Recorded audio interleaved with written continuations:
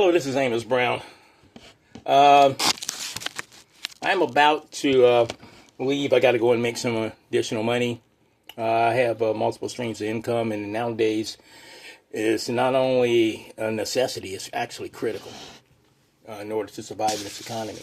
I mean, I was thinking with the economy and with the lack of resources that's actually associated with what's going on right now, there is a correlation between crime and poverty or lack of resources. That is true. So, navigating that, a person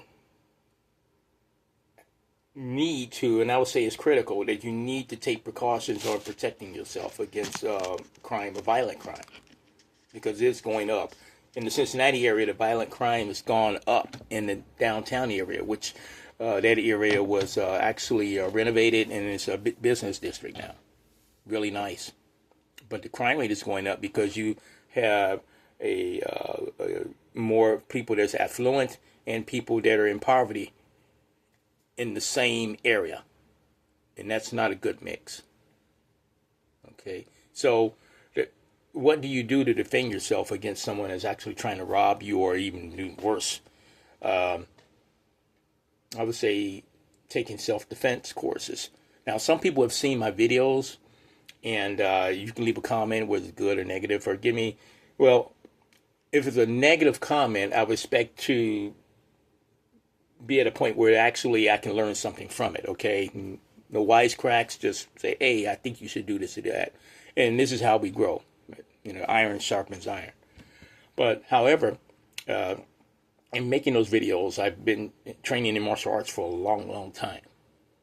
And I just decided to just put those videos out there to kind of give something back to society for free. Maybe you can learn something, practice, learn something, mimic, and then take it to a studio and get more formal training. But in terms of martial arts, there's a distinct difference between martial arts and self-defense. Do not get that twisted. There's a complete, distinct difference between the two.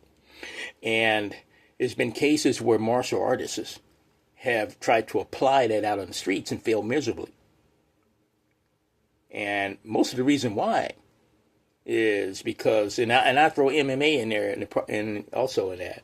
I know MMA fighters, and they may get mad at me, but I'm going to say what it is. It is what it is. That's just my statement. It is what it is. MMA is not the end-all, be-all. Okay?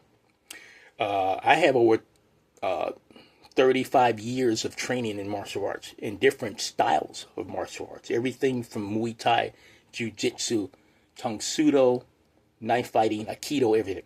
Okay? But there's a difference. In the ring, in the octagon, or in tournaments, there are rules. You have a chaotic situation going on between two combatants inside a controlled environment. Okay? On the streets, you have the same thing except the environment is not controlled. You don't know if that person have friends, him or her, they have friends. You don't know if they have a weapon on them.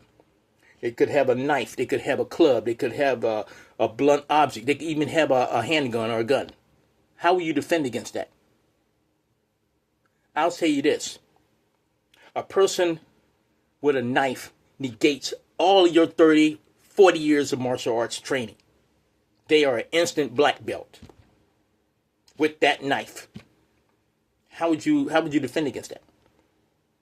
There are ways to defend against it. I've done workshops on it. But my best advice to you is to try to get away or de-escalate the situation. If you can, if you got money, they want your money, give it to them. If you don't have any choice to fight, then you must fight. Okay? If they have a gun, same thing. Okay? If they have a lot of their friends with them, how would you fight? It's best not to fight. Try to get away if you can.